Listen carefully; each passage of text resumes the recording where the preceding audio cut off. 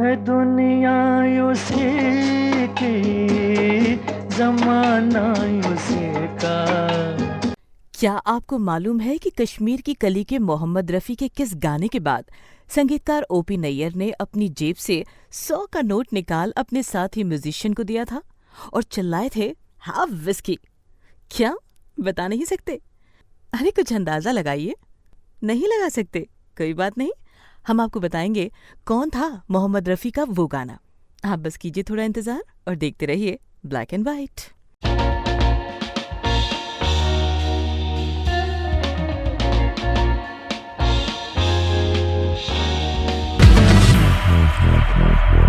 नमस्कार, black and white में आपका स्वागत है।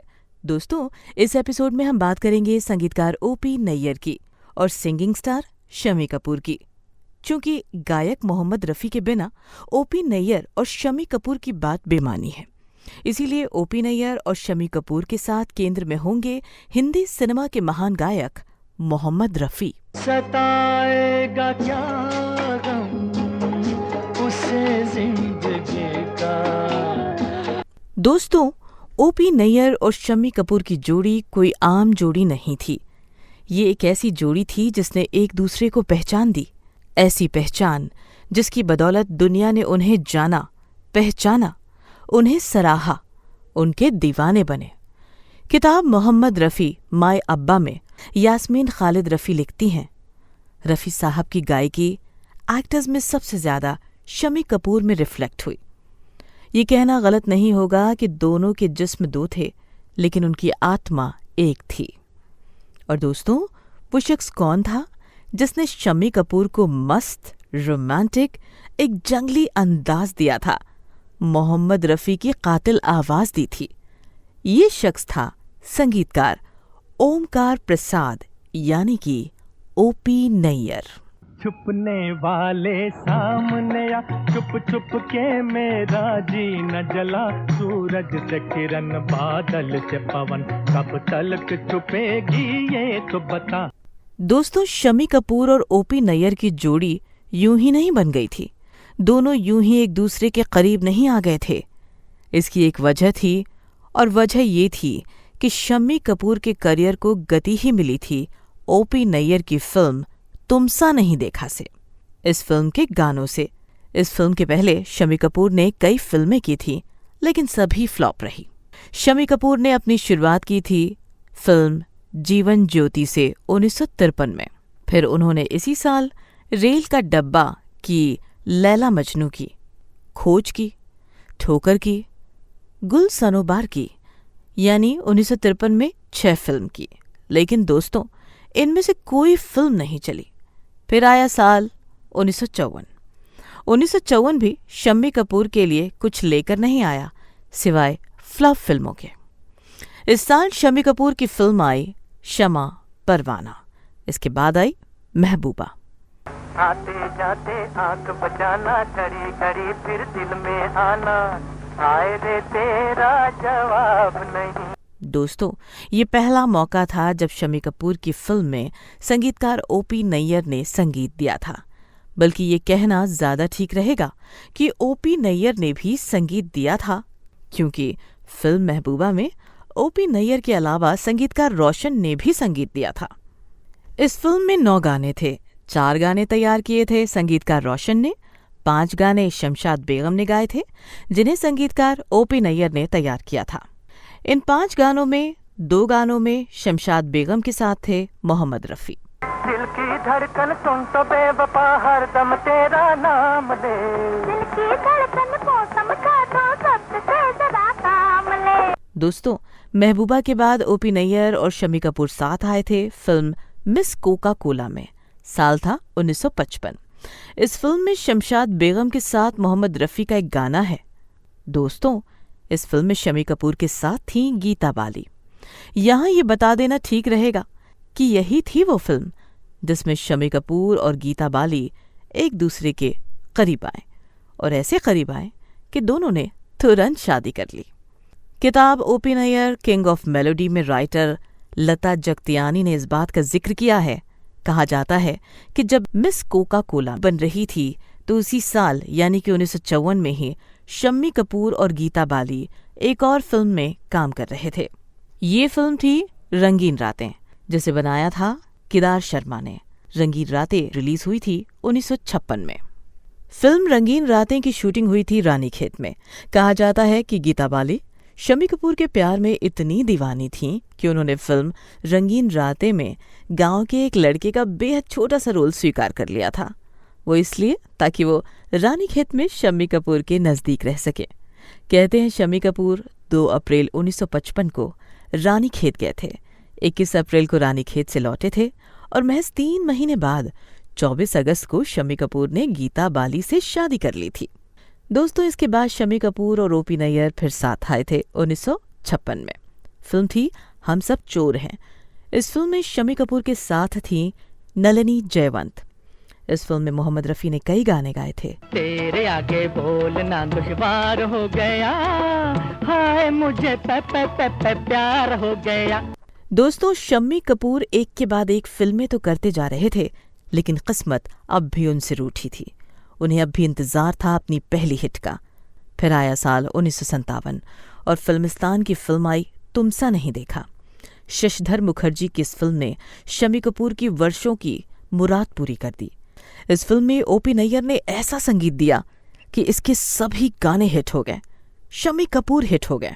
यूं तो हमने लाख हंसी देखे हैं, तुम सा नहीं देखा। गोरे गोरे गाल गाल पे उलझे उलझे बाल, हो तेरा क्या कहना।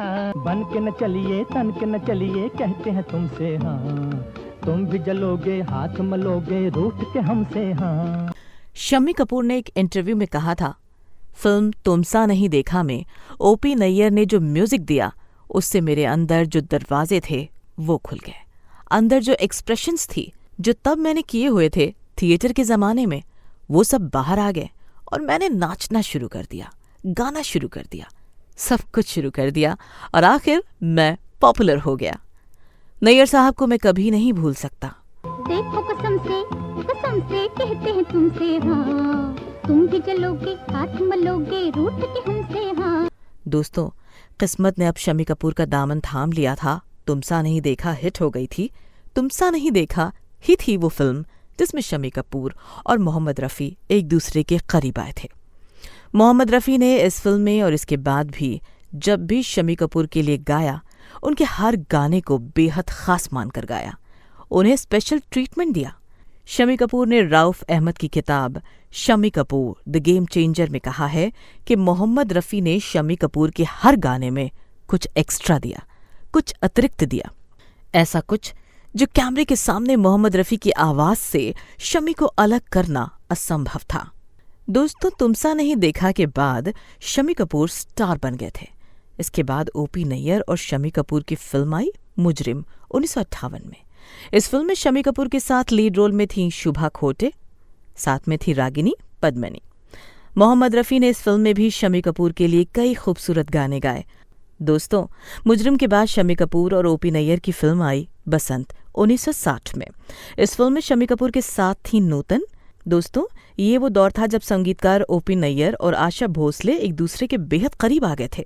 इस फिल्म में 14 गाने थे और 14 के 14 गानों में आवाज आशा भोसले की थी। एक सितमगर का नजारा हो गया है, दिल तुम्हारा था तुम्हारा हो गया है। कमर जलालाबादी और शेवन रिजवी के लिखे इन 14 गानों में 10 गानों में आशा भोसले के साथ थे मोहम्मद रफ़ी। चोरी चोरी एक इशारा हो गया है, दिल हमारा था तुम्हारा हो गया है। एक गाने में मोहम्मद रफ़ी आशा भोसले के साथ थे गायक SD बातिश। बसंत ओपी नैयर की सबसे ज्यादा गानों वाली फिल्म है। बसंत मोहम्मद रफ़ी और आशा भोसले के सबसे ज्यादा डुएट्स वाली भी फिल्म है। बसंत गानों की संख्या के हिसाब से तो बहुत आगे निकल गई थी, लेकिन इस फिल्म ने निर्माता की झोली खाली रखी। हमारा था हमारा हो गया है, दिल तुम्हारा था तुम्हारा हो गया है। दोस्तों, 1960 के बाद 3 साल तक ओपी नैयर और शम्मी कपूर ने साथ साथ कोई फिल्म नहीं की। लेकिन 1964 में दोनों की एक फिल्म आई, कश्मीर की कली। इशारों इशारों में दिल लेने वाले। शक्ति सामंत की कश्मीर की कली में चारों तरफ बस कमाल ही कमाल था। खूबसूरती का कमाल था, इश्क का कमाल था, मोहब्बत का कमाल था। निगाहों निगाहों में जादू चलाना मेरी जान। कश्मीर की कली में शम्मी कपूर ने तो कुछ अलग, कुछ खास कमाल दिखाया था। ये चांद सा रोशन चेहरा, जुल्फों का रंग सुनहरा, ये झील सी नीली आंखें, कोई राज है इनमें गहरा। इस गाने में शम्मी कपूर ने जो लटके झटके दिखाए थे, उसने उन्हें उस दौर में लोकप्रियता के शिखर पर बिठा दिया था। वो 60 के दशक के सिंगिंग स्टार बन चुके थे। इस फिल्म की सफलता से उनके विरोधियों के सीने पर तब सांप लौटने लगे थे। है सजदे के बाद हर वो दीवाना। कश्मीर की कली ओपी नैयर की भी सबसे हिट फिल्म साबित हुई।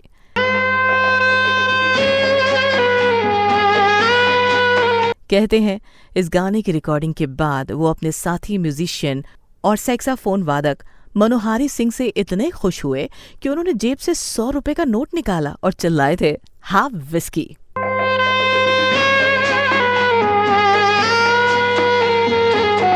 कश्मीर की कली में गीतकार एक थे, HS बिहारी, लेकिन सिंगर्स 2 थे।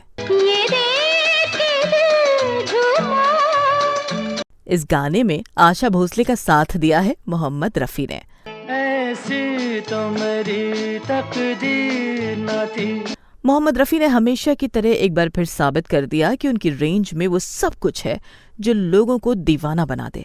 दीवाना हुआ बादल। दरअसल कश्मीर की कली ने दुनिया को दिखा दिया था कि शम्मी कपूर के लिए ओपी नैयर क्या कर सकते हैं और ओपी नैयर के लिए मोहम्मद रफी क्या कर सकते हैं। तीनों फनकार में से हर एक ने अपने फन से एक दूसरे को सोना बना दिया, जिसकी चमक आज भी दुनिया को चकाचौंध करती है। निगाहों निगाहों में जादू चलाना। इस एपिसोड में आज बस इतना ही। अगले एपिसोड में एक और प्रामाणिक कहानी के साथ हम फिर हाजिर होंगे। तब तक के लिए हमें दीजिए इजाजत। नमस्कार।